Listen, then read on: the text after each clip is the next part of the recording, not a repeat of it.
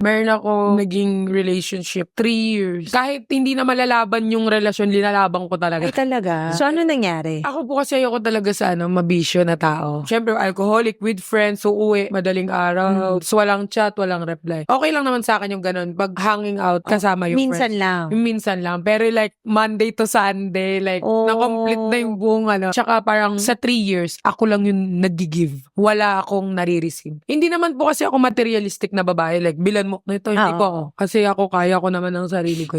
Ang akin lang, like, gusto ko yung love na binigay ko, same love din na ma-receive ko, pero wala. Pero tumagal kayo ng 3 taon, ha? Maraming beses na gusto makipag-break siya. Pero like ko siyang lang. Sige, ano bang gusto mo? Ano bang condition para lang mag-move? Kasi parang niya, finid niya sa mind ko na pag nakipag-break ka sa akin, tandaan mo mahihirapan. Kasi unang-una sa lahat, baba na ng tingin ko sa sarili ko na doble pa. Kaya parang sabi ko, hindi ko to i-break. Naabol ko, lagi ako yung nagpiplis, lagi nagmamakaawa, lumuluhod, umiiyak. Lumuhod ka? Wag lang akong iwan. Ang lala ko, sobrang, ngayon natatawa na lang ako. Kasi pagpunta ko na Manila, madami palang gwapo sa Manila.